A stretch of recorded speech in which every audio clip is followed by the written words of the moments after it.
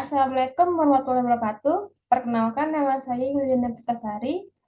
NPM saya 2021 19900 Dengan di sini saya ingin menjelaskan tentang isu-isu lingkungan hidup untuk memenuhi tugas dari mata kuliah Ilmu Kealaman Dasar oleh dosen pembina saya Ibu Khairul Tanjung Khairul Tri Anjani MPD. Baik, pertama di sini saya akan menjelaskan tentang isu-isu lingkungan hidup, di mana lingkungan hidup ini adalah segala sesuatu yang ada di sekitar manusia dan berhubungan timbal balik. Lingkungan hidup adalah sistem yang merupakan kesatuan ruang antara makhluk hidup dan komponen abiotik lainnya. Interaksi antar lingkungan di alamiah dan sekitarnya membentuk sistem ekologi, dan lingkungan memegang peranan yang penting sebagai habitat bagi kehidupan makhluk hidup di muka bumi ini. Next, ada lingkungan hidup, isu lingkungan hidup.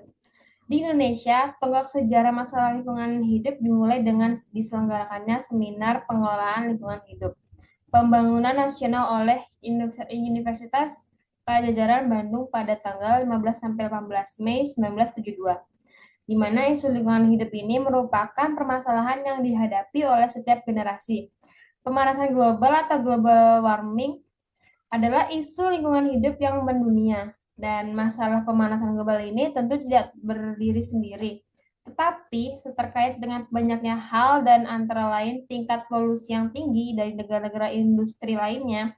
Demikian pula dengan perubahan iklim dan cuaca, bencana alam dan pencemaran, di mana perubahan iklim dan bencana alam ini memberikan efek perubahan iklim yang sangat mengkhawatirkan, yakni kejadian gelombang panas ekstrim dalam beberapa bulan terakhir ini.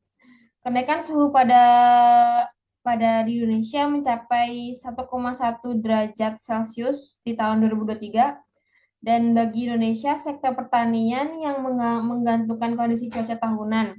Maka ke depannya apabila suhu bumi terus memanas, perubahan iklim akan terus berubah ritme musimnya, yang dimana bisa mengakibatkan penurunan produktivitas hasil pertanian secara signifikan.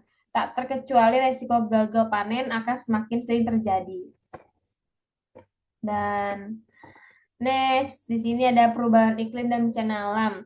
Tak hanya gagal panen, pada banyak lahan hutan gambut yang terbakar akibat gelombang panas ekstrim yang terjadi. Berdasarkan data Sipongi LKLHK pada Januari sampai Juli 2023, telah terjadi kebakaran hutan dan lahan Karhutla seluas 60 hektar kurang lebihnya. Karhutla ini terluas terjadi di Nusa Tenggara Timur, di mana mencakup sampai lebih 28 hektar. Disusul Kalimantan Barat sampai kurang lebih 12 hektar, Nusa Tenggara Barat kurang lebih 9 hektar, Kalimantan Selatan kurang lebih 7 hektar, Jatim kurang lebih 7 hektar, Lampung kurang lebih 2,9 hektar, dan Kalimantan Tengah terakhir ada kurang lebih 2,9 hektar juga. Prioritas penanganan ini juga tidak lepas dari kondisi gambut yang akan mudah terbakar dan sulit dipadamkan bila terjadi kekeringan, khususnya saat musim kemarau pada mencapai suhu ekstrim yang terjadi di Indonesia. Nah, bencana alam kerap kali terjadi atau menjadi poin utama di Indonesia. Nah, sebenarnya itu apa sih itu bencana alam? Bencana alam itu hidrometeorologi, atau dengan kata lain terjadi bencana yang meliputi banjir, angin puting beliung, tanah longsor, cuaca ekstrim. Akar masalah yang terjadinya bencana hidrometeorologi ini adalah isu lingkungan yang sejatinya dibuat sendiri oleh tangan-tangan manusia yang tidak bertanggung jawab.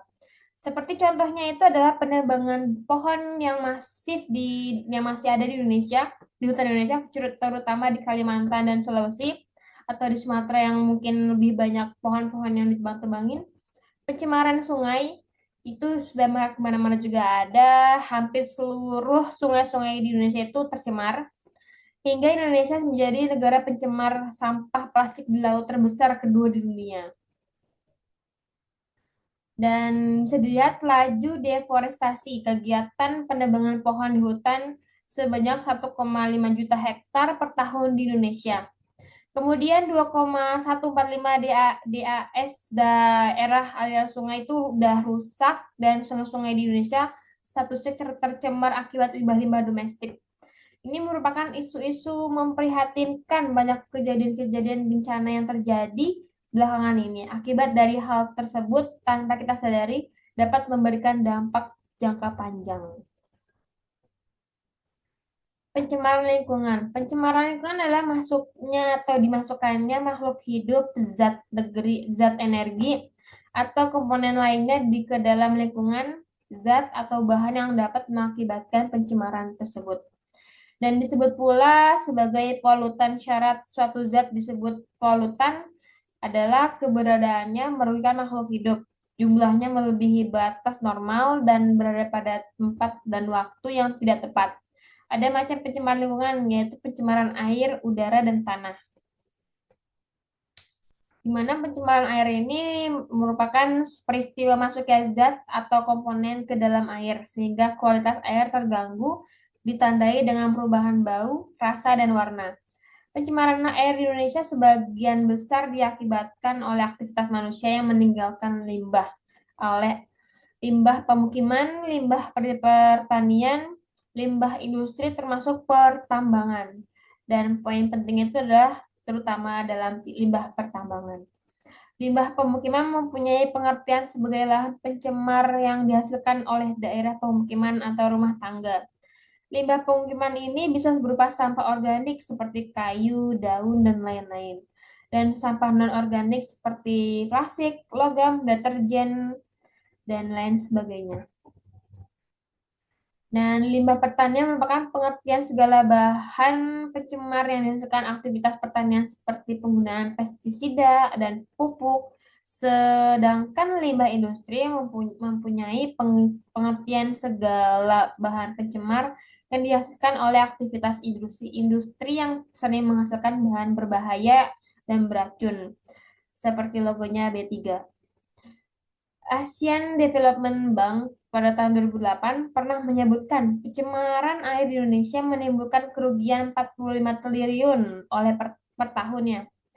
Biaya yang akibat pencemaran air ini mencakup biaya kesehatan, biaya penyediaan air bersih, hilangnya waktu produktif, citra buruk pariwisata, dan tingginya angka kematian bayi. Dampak lainnya yang tidak kalah merugikan dari pencemaran air adalah ketergantungannya lingkungan hidup. Terganggunya lingkungan hidup, maaf. Pencemaran air adalah terganggunya lingkungan hidup, ekosistem, dan keanekaragaman hayati. Air yang tercemar dapat mematikan berbagai organisme yang hidup di air. Dan next, di sini ada penjelasan rata-rata tahunan konsentrasi polutan, di mana standarnya dalam polusi ini sangat tinggi setiap tahunnya. Dalam ini polusi udara ya. Indonesia juga bersama dengan Cina, India, Pakistan, Bangladesh, dan Nigeria menyumbang 75% dari total beban polusi udara global karena tingkat polusi udara yang tinggi. Dan jumlah populasi yang besar dan pencemaran udara disebabkan oleh asap buangan, misalnya gas CO2, hasil pembakaran, hasil karbon monoksida, belerang aksida, klorofluorokarbon, dan lain sebagainya yang mengandung dengan populasi udara. Berdasarkan laporan Akili, polusi udara yang berisi partikel halus PM2,5 berpotensi mengurangi usia hidup rata-rata warga Indonesia sehingga 1,4 tahun dibandingkan dengan kualitas udara di Indonesia memenuhi standar WHO, yakni 5 UG garis miring M3. Namun, dalam mencapai kisaran 35% ini, hingga melebihi 50% ini, pencemaran tanah adalah keadaan di mana bahan kimia buatan manusia masuk dan merubah lingkungan tanah alami. Pencemaran ini biasanya terjadi karena kebocoran limbah cair atau bahan kimia industri atau fasilitas komersial, penggunaan pestisida masuk ke air permukiman tanah tercemar ke dalam lapisan subpermukaan, kecelakaan kendaraan pengangkut minyak, zat kimia atau limbah. Air limbah dari tempat penimbunan sampah serta limbah industri yang langsung dibuang ke tanah secara tidak memenuhi syarat atau ilegal. Dan di sini ada antroposentris. Memiliki memiliki paham antroposentris, tindakan mereka yang merugikan lingkungan dianggap benar adanya. Kerusakan lingkungan yang terjadi tidak membuat mereka berhenti mengeksploitasi lingkungan karena bagi mereka lingkungan memang memanfaatkan oleh manusia secara maksimal. Manusia dan kepentingannya dianggap yang paling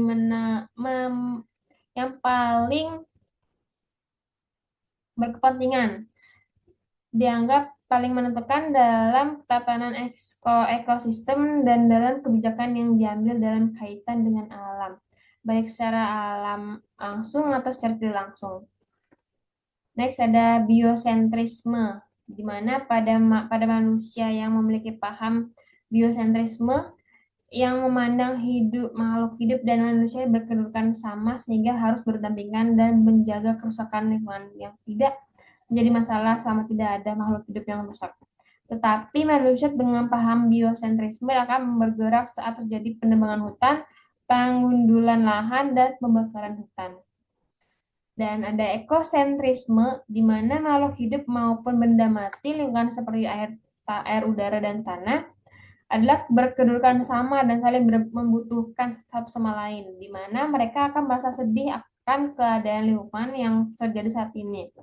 Mereka akan berupaya agar lingkungan dapat terjaga kembali dengan upaya-upaya yang menurut mereka dapat memperbaiki lingkungan seperti pengurangan sampah plastik, pemanfaatan sampah daur ulang, dan penggunaan wadah-wadah yang tidak sekali buang.